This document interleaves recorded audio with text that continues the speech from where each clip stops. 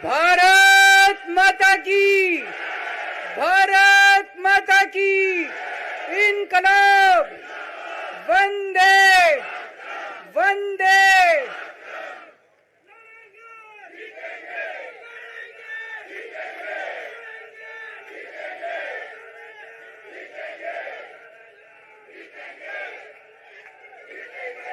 मंच पे बैठे हुए मेरे सभी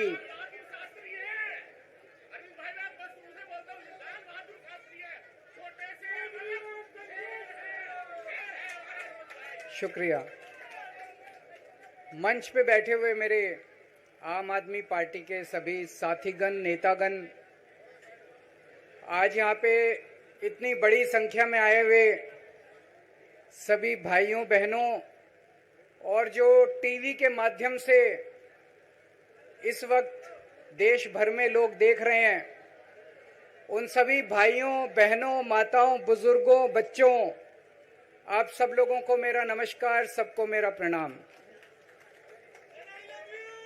आई लव यू टू। सबसे पहले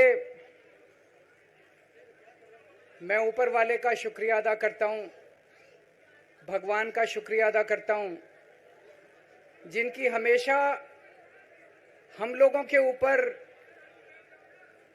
बहुत कृपा रहती है, बहुत आशीर्वाद रहता है भगवान का, भोलेनाथ का, हनुमान जी का बहुत आशीर्वाद रहता है। इसी वजह से इतनी बड़ी बड़ी मुसीबतों से निकल के हम लोग आते हैं। इतने बड़े बड़े सामने हमारे दुश्मन हैं जिनसे लड़के हम लोग सफल होते हैं। एक छोटी सी पार्टी जिसने इस देश की राजनीति बदल के रख दी। मैं इसीलिए सबसे पहले ऊपर वाले का पूरे सम्मान के साथ शुक्रिया अदा करता हूं और आशीर्वाद चाहता हूं।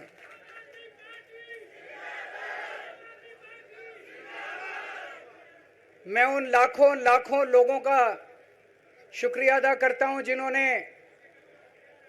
हम लोगों के लिए, जब हम लोग जेल में थे, मैं, मनीष सिसोदिया जी, संजय सिंह जी, विजय नायर जी, अभी सतिंदर जैन जी हैं, अमानतुल्लाह खान हैं, उनको वो भी जल्दी आएंगे मैं उम्मीद करता हूं। जिन जिन लोगों ने हमारे लिए दुआएं की, मन्नतें मांगी, मंदिर मस्जिद गिरजे गुरुद्वारे गए, उन सब लोगों का मैं तहे दिल से शुक्रिया अदा करता हूं।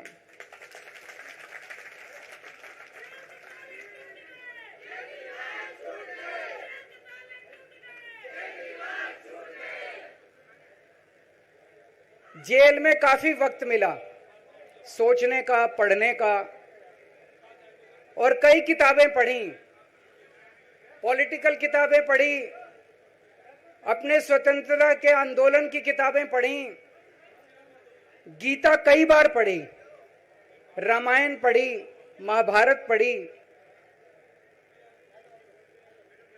आज मैं अपने साथ एक किताब लेके आया हूं, ये भी मैंने कई बार पढ़ी, भगत सिंह की जेल डायरी। आप लोगों ने पढ़ी है?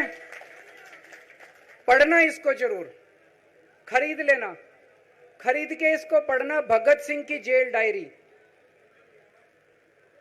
जब भगत सिंह जेल में थे आज से 90-95 साल पहले, उन्होंने जेल के अंदर अपने लेख लिखे थे, वो लेख इसमें हैं।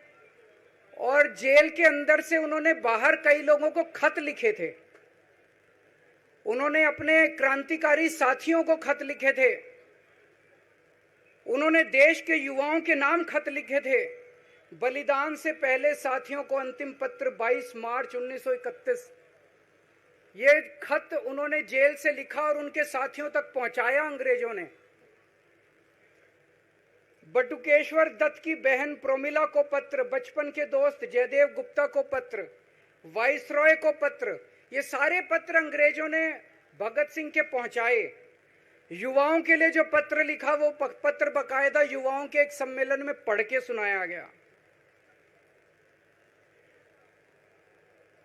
भगत सिंह की शहादत के 95 साल बाद आजाद भारत के अंदर एक क्रांतिकारी मुख्यमंत्री जेल गया। मैं अभी जेल गया, मैंने जेल से एक ही पत्र लिखा था एलजी साहब को। 15 अगस्त था, देश का स्वाधीनता दिवस था। देश के आजादी के दिवस के ऊपर दिल्ली का मुख्यमंत्री दिल्ली सरकार की तरफ से झंडा फहराता है। मैंने एलजी साहब को 3 दिन पहले चिट्ठी लिखी, 15 अगस्त के 3 दिन पहले, कि एलजी साहब, मैं चूंकि जेल में हूं, मेरी जगह आतिशी जी को झंडा फहराने की इजाजत दी जाए। कुछ गलत तो नहीं लिखा? वो चिट्ठी मेरी एलजी साहब तक नहीं पहुंचाई गई, मुझे चिट्ठी वापस करी गई और मेरे को ये वार्निंग जारी की गई। ये वार्निंग भी लेके आया हूं, जिंदगी भर साथ रखूंगा ये मेरे को वार्निंग दी गई कि दूसरी बार अगर आपने एलजी साहब को चिट्ठी लिखने की हिम्मत करी तो आपके साथ जो फैमिली मुलाकात होती है हर हफ्ते, वो फैमिली मुलाकात बंद कर दी जाएगी। मैं मन में सोच रहा था, अंग्रेजों ने भी नहीं सोचा था कि आजाद भारत के अंदर 95 साल के बाद अंग्रेजों से ज्यादा क्रूर और अत्याचारी शासक इस देश के ऊपर आएगा। आपने सुना होगा बटुकेश्वर दत्त और भगत सिंह ने असेंबली में एक बम फेंका था, या सुना सब लोगों ने? तो दोनों को जेल हुई, दोनों को एक ही जेल में रखा गया, बगल बगल वाली कोठरी में रखा गया। ये मैं चिट्ठी पढ़ के सुना रहा हूं आपको भगत सिंह की, जो उन्होंने प्रमिला को, बटुकेश्वर दत्त की बहन को लिखा। कल रात बट्टू को किसी दूसरी जेल में भेज दिया गया है, तब तक वो उनके साथ ही था भगत सिंह के। ये चिट्ठी 17 जुलाई 1930 की है। उनकी जुदाई मेरे लिए असहाय हो रही है। भगत सिंह लिख रहे हैं बटुकेश्वर दत्त की बहन को कि बटुकेश्वर दत्त की जुदाई मेरे लिए असहनीय हो रही है। आज पहला दिन है जब मैं अपने को पूरी तरह उद्विग्न पा रहा हूं और मेरे लिए हर मिनट एक बोझ बन गया है। एक मित्र से जुदा होना सचमुच सगे भाई से भी ज्यादा प्रिय थे मेरे को बटुकेश्वर। तो दोनों साथ रहते थे। 95 साल के बाद मनीष सिसोदिया और केजरीवाल एक ही केस में जेल जाते हैं। मनीष सिसोदिया को अलग जेल में रखते हैं, मेरे को अलग जेल में रखते हैं, साथ मिलने की इजाजत नहीं दी जाती। आजादी की लड़ाई जब हुई, जवाहरलाल नेहरू जेल गए, महात्मा गांधी जेल गए, बाबा साहब अंबेडकर जेल गए, चंद्रशेखर आजाद जेल गए, अशफाकुल्ला जेल गए, कितने स्वतंत्रता सेनानी जेल गए, कई कई सालों तक जेल गए। जब वो जेल जाते थे, उनसे मुलाकात के लिए उनके साथी उनसे मिलने जाया करते थे, उनके घर के लोग जाते थे, उनके रिश्तेदार उनसे मिलने जाते थे, और जब वो मिलने के लिए जाते थे वो उनसे पॉलिटिकल बातें करते थे। वो उनसे बातें करते थे कि कैसे अंग्रेजों को उखाड़ के फेंकना है। जब मिलने के लिए जेल में जाते थे, जब मैं जेल में था एक दिन संदीप पाठक मेरे से मिलने के लिए आया। मैं भी पॉलिटिकल आदमी हूं, वो भी पॉलिटिकल, हमारी पार्टी का संगठन मंत्री है। आके उसने मेरे से पॉलिटिकल बातें करी, और क्या करता, रोमांटिक बातें थोड़ी करता। तो पॉलिटिकल आदमी वो, पॉलिटिकल आदमी मैंने उससे पूछा देश में क्या चल रहा है, उसने देश की पॉलिटिकल हालत बताई। मैंने उससे पूछा पार्टी में क्या चल रहा है, उसने, संदीप पाठक को ब्लैकलिस्ट कर दिया गया, उसके बाद मेरे से मिलने नहीं दिया गया। भगत सिंह जब फांसी पे चढ़े, उन्होंने सपने में भी नहीं सोचा था कि ऐसा भारत होगा। आज से 95 साल के बाद इस देश के अंदर इतनी क्रूर और अत्याचारी सरकार आएगी कि अंग्रेजों को भी पीछे छोड़ देगी। दोस्तों,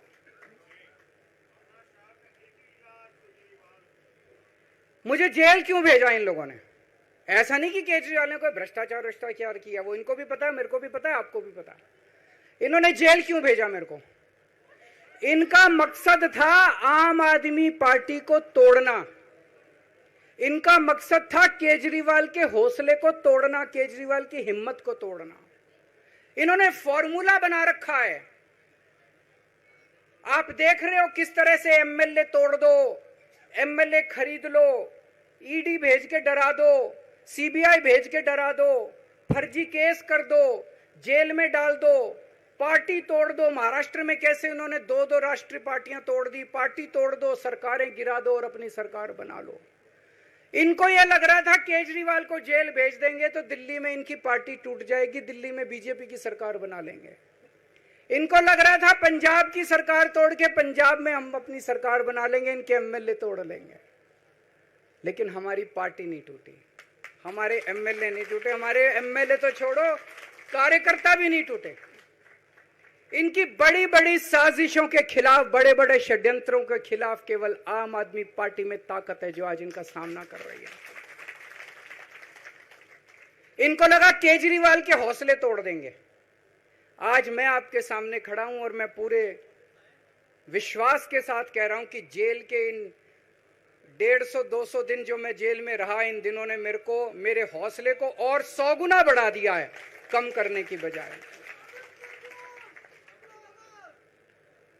ये लोग पूछते हैं कि केजरीवाल जब जेल में था इसने इस्तीफा क्यों दिया, क्यों नहीं दिया? जेल में से सीएम के पद से इस्तीफा क्यों नहीं दिया? मैंने इस्तीफा इसलिए नहीं दिया क्योंकि मैं देश के जनतंत्र को बचाना चाहता था। इन्हें जो इतने फॉर्मूले बना रखे हैं, एमएलए तोड़ दो, पार्टियां तोड़ दो, एमएलए खरीद लो, डरा दो, अब एक फॉर्मूला और इन्होंने नया बनाया है। जहां जहां ये चुनाव हारे वहां वहां के मुख्यमंत्री पे फर्जी केस करके उसको गिरफ्तार कर लो और उसकी सरकार गिरा दो।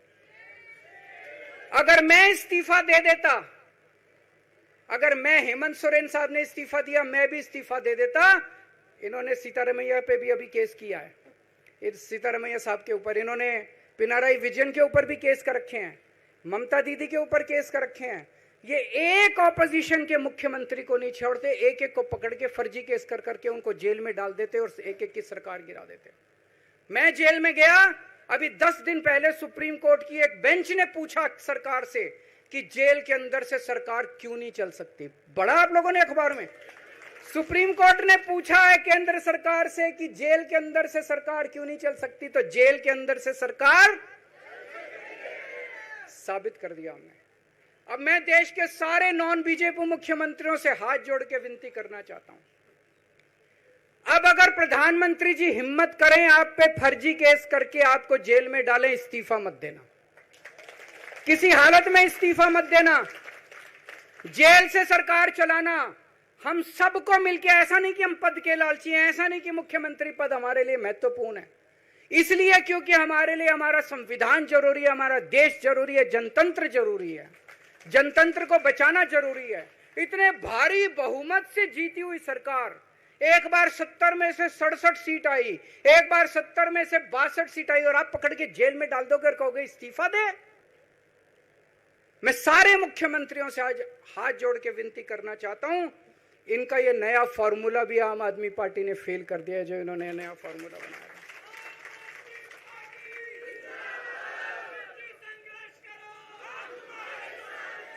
आज इनकी हर षड्यंत्र, हर साजिश से सामना करने की ताकत आम आदमी पार्टी में है। क्यों? क्योंकि हम ईमानदार हैं। दिल्ली में सरकारी स्कूल थे, गरीबों के बच्चे सरकारी स्कूल में पढ़ने जाया करते थे। सरकारी स्कूलों की हालत बहुत खराब थी, गरीबों के बच्चों का कोई भविष्य नहीं था। 16 लाख बच्चे दिल्ली के सरकारी स्कूलों में पढ़ते थे। टूटे फूटे टिन के स्कूल थे, डिब्बे थे, स्कूल क्या डिब्बे थे, कोई पढ़ाई नहीं होती थी, गरीबों के बच्चों का भविष्य खराब था। उन गरीबों के बच्चों को पिछले 10 साल के अंदर 18 लाख बच्चों को हमने सरकारी स्कूल अच्छे बना के भविष्य दिया है। हम ये कैसे कर पाए? हम ये कर पाए क्योंकि हम ईमानदार हैं। आज अगर किसी के घर में कोई बीमार हो जाए, प्राइवेट में ले जाओ, लाखों लाखों रुपए खर्च हो जाते हैं। अगर थोड़ी सी सीरियस बीमारी हो, छोटी सी बीमारी हो, 10-15 हजार रुपए कहीं नहीं गए, इन बड़े बड़े अस्पतालों में ले जाओ। दिल्ली के अंदर हर सरकारी अस्पताल को शानदार बनाया, नए नए सरकारी अस्पताल खोले, गली गली में मोहल्ला क्लिनिक खोला, लोगों की चाहे अमीर हो चाहे गरीब हो, सबका इलाज, सबकी दवाइयां, सबके टेस्ट, पूरा इलाज मुफ्त कर दिया।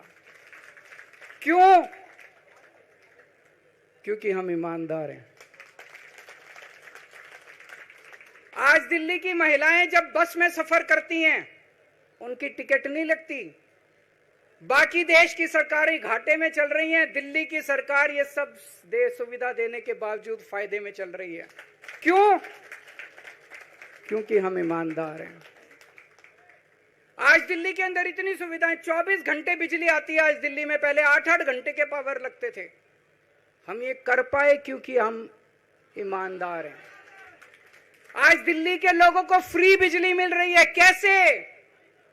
क्योंकि हम ईमानदार हैं। आज दिल्ली में जगह जगह सीसीटीवी कैमरे लग गए, स्ट्रीट लाइट्स लग रही हैं, लोगों को तीर्थ यात्रा कराई जा रही है। इतने कच्ची कॉलोनियों के अंदर पिछले 75 साल में इतनी सड़कें और गलियां नहीं बनी जितनी पिछले 10 साल के अंदर हमने सड़कें और गलियां बना दी। 75 साल के अंदर दिल्ली में इतनी पानी की पाइपलाइन नहीं डली जितने पिछले 10 साल के अंदर पानी की पाइपलाइन डाल दी। कहां से आया पैसा? क्यों? क्योंकि हम ईमानदार हैं। ये हमारी ईमानदारी से डरते हैं, ये हमारी ईमानदारी से डरते हैं। ये बिजली फ्री नहीं कर सकते, क्यों? ये बेईमान है। ये स्कूल ठीक नहीं कर सकते, इनकी 30-30 साल से सरकारें चल रही हैं कई राज्यों के अंदर, 25-25 साल से, 15-15 साल से इनकी सरकारें चल रही हैं। ये स्कूल ठीक नहीं कर सकते, अस्पताल ठीक नहीं कर सकते, ये फ्री इलाज नहीं दे सकते, ये बिजली फ्री नहीं कर सकते, ये 24 घंटे बिजली नहीं कर सकते। क्यों? ये बेईमान, ये बेईमान है। आज इन्होंने ईडी छोड़ दी, इनकम टैक्स छोड़ दिया, दिल्ली पुलिस छोड़ दी, इतने केस कर दिए हमारे ऊपर, और हम डट के खड़े हैं इनके खिलाफ, इनका मुकाबला कर रहे हैं क्योंकि हम ईमानदार हैं। इसलिए ये मेरे को बेईमान साबित करना चाहते हैं, ये मेरे को बेईमान साबित करना चाहते हैं। मेरे ऊपर कीचड़ फेंक रहे हैं, मेरे ऊपर लांछन लगा रहे हैं, मुझे सुबह शाम गालियां देते हैं। लेकिन मेरे लिए बीजेपी इंपॉर्टेंट नहीं है, मेरे लिए आप लोग इंपॉर्टेंट हो। अगर देश की जनता, दिल्ली की जनता को लगता है केजरीवाल बेईमान है, मैं 1 मिनट के लिए सीएम की कुर्सी पे भी नहीं बैठूंगा। 1 मिनट के लिए मैं बैठने को तैयार नहीं। मैंने अपने जीवन में कुछ नहीं कमाया, मेरा बैंक अकाउंट खाली है, हमारी पार्टी का बैंक अकाउंट खाली है। मैंने जिंदगी में कुछ नहीं कमाया, अपनी इज्जत और अपनी ईमानदारी के सिवा मेरे पास कुछ नहीं आया। इनकम टैक्स में कमिश्नर की नौकरी करता था, 2000 में नौकरी छोड़ के सन 2000 से 2010 तक 10 साल मैंने दिल्ली की झुग्गियों के अंदर बिताए हैं। कुछ महीने दिल्ली की झुग्गियों में जाके रहा मैं, झुग्गी के अंदर, नंद नगरी, सुंदर नगरी की झुग्गियों के अंदर मैंने गली गली में खाक छानी है कि गरीब आदमी रहता कैसे, उसके घर का गुजारा कैसे चलता है। अगर पैसे कमाने हो तो इनकम टैक्स कमिश्नर की नौकरी बुरी नहीं थी। और जब मैंने नौकरी छोड़ी थी तब कोई पार्टी नहीं थी, कुछ नहीं थी। ऐसा नहीं था कि उस टाइम ये था मुख्यमंत्री बनने चला था या कोई पार्टी, कुछ नहीं था, कोई भविष्य नहीं था, केवल देश के लिए जुनून था कि देश के लिए कुछ करना है, देश के लिए कुछ करने हैं। 49 दिन की सरकार के बाद इस्तीफा दिया था, अपने असूलों के लिए इस्तीफा दिया था। किसी ने इस्तीफा मांगा नहीं था, अपने आप इस्तीफा दिया था। आज के तारीख में, आज के जमाने में कोई अपनी चपरासी की नौकरी नहीं छोड़ता। मैंने मुख्यमंत्री की कुर्सी छोड़ी थी, अपने आप छोड़ी थी। ना पद का लालच है, ना दौलत का लालच है, केवल देश के लिए कुछ करने का जुनून है, देश के लिए कुछ करने के लिए आए हैं।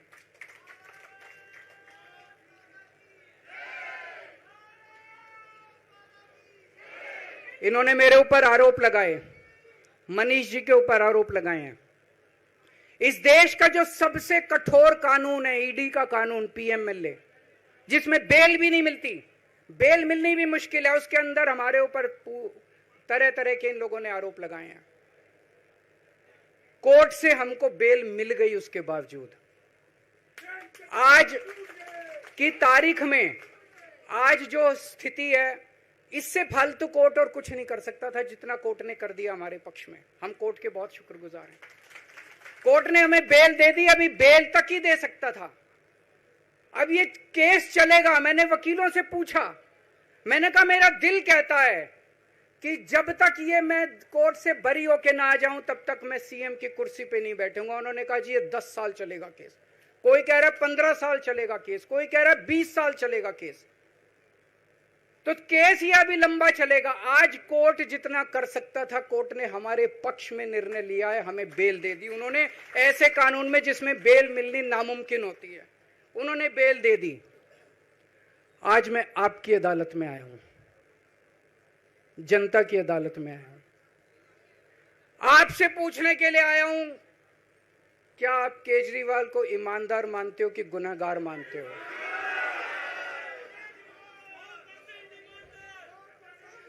मैं दिल्ली की जनता से पूछना चाहता हूं, मैं देश की जनता से पूछना चाहता हूं कि क्या केजरीवाल ईमानदार है कि गुनहगार है?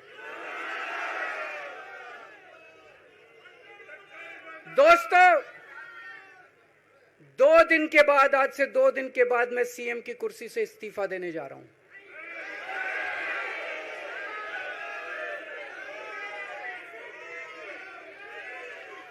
और मैं तब तक सीएम की कुर्सी पे नहीं बैठूंगा जब तक जनता अपना फैसला ना सुना दे।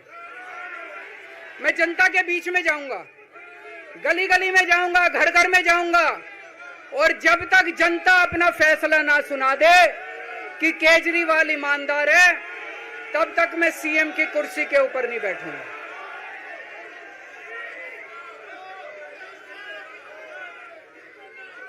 आज से कुछ महीने बाद चुनाव है, दिल्ली के चुनाव है। मैं जनता को निवेदन करना चाहता हूं, अपील करना चाहता हूं, अगर आपको लगता है केजरीवाल ईमानदार है, मेरे पक्ष में वोट दे देना। अगर आपको लगता है केजरीवाल गुनहगार है, मेरे को वोट मत देना। आप अगर मेरे को, आपका एक एक वोट मेरी ईमानदारी का सर्टिफिकेट होगा।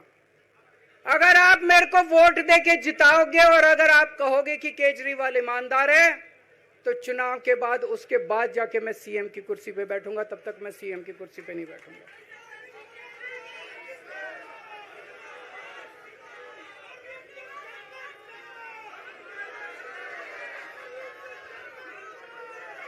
आपको लग रहा होगा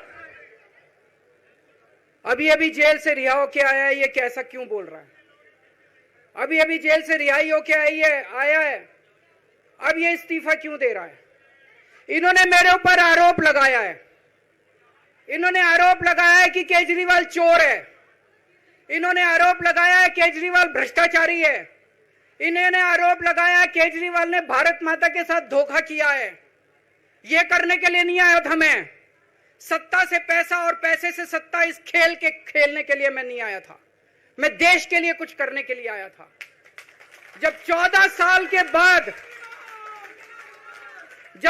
साल के बाद भगवान राम वनवास से लौटे, सीता मैया को अग्नि परीक्षा देनी पड़ी थी।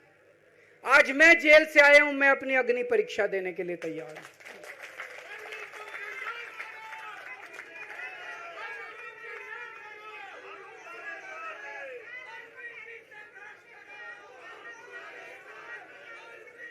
ये कुछ लोग बोल रहे हैं सुप्रीम कोर्ट ने कुछ कंडीशंस लगाई हैं, काम नहीं कर पाएंगे। पिछले 10 साल में इन लोगों ने कंडीशन लगाने में कोई कसर छोड़ी थी? एलजी साहब ने कंडीशन लगाने में कोई कसर छोड़ी थी? केंद्र सरकार ने 1 कानून, 2 कानून, 3 कानून, कानून पे कानून डाल के मेरी पावर छीन ली, पर आपके काम बंद नहीं होने दिए मैंने। ये कंडीशन हमारे लिए कोई वो नहीं रखती, कोई हमारे लिए अड़चन पैदा नहीं करती ये कंडीशन। इन कंडीशन को भी देख लेंगे, लेकिन मेरे लिए जो मायने रखता है वो है मैंने अपनी जिंदगी में ईमानदारी कमाई है। अगर आपको लगता है केजरीवाल ईमानदार है, जम के वोट दे देना मेरे पक्ष में। चुनाव के बाद सीएम की कुर्सी पे जाके बैठूंगा।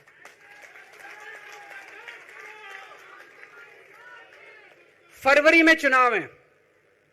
आज इस मंच से मैं मांग करता हूं कि ये चुनाव नवंबर में कराए जाएं, महाराष्ट्र के साथ कराए जाएं, तुरंत कराए जाएं चुनाव। और जब तक आपका फैसला नहीं आएगा, तब तक मैं जिम्मेदारी नहीं संभालूंगा। और मैं जब तक चुनाव नहीं होते, मैंने जैसे बताया 2 दिन के बाद मैं अपना इस्तीफा दूंगा। जब तक चुनाव नहीं होते, तब तक मेरी जगह आम आदमी पार्टी से कोई और मुख्यमंत्री बनेगा। अगले 2-3 दिन के अंदर विधायक दल की मीटिंग होगी और विधायक दल की मीटिंग में अगले मुख्यमंत्री के नाम का तय किया जाएगा। मैं मनीष जी से बात कर रहा था, जो पीड़ा मेरे मन में है वो पीड़ा मनीष जी के मन में भी है। इनके लिए भी वही सब कहा गया जो मेरे लिए कहा गया है। मनीष जी का भी कहना है कि ये दिल्ली के उप मुख्यमंत्री और शिक्षा मंत्री और मंत्री का पद तभी संभालेंगे जब दिल्ली की जनता कहेगी कि मनीष सिसोदिया ईमानदार है। तो मैं और मनीष सिसोदिया हम दोनों का फैसला आपके हाथ में है, जनता के हाथ में है। हम दोनों जनता की अदालत में जा रहे हैं, गली गली जाएंगे, जनता के बीच में जाएंगे और उनसे पूछेंगे, अगर जनता कहेगी ईमानदार है तो हम आके इसकी कुर्सी पे बैठेंगे। 2020 में आया था मैं, 2020 में मैंने कहा था, मैंने अगर काम किया हो तो मेरे को वोट देना और काम नहीं किया हो तो वोट मत देना, कहा था कि नहीं कहा था? आज मैं आपके बीच में आया हूं, मैं कह रहा हूं अगर मैं ईमानदार हूं तो वोट देना, अगर मैं बेईमान हूं तो वोट मत देना, बिल्कुल मत देना। भारत माता की, भारत माता की।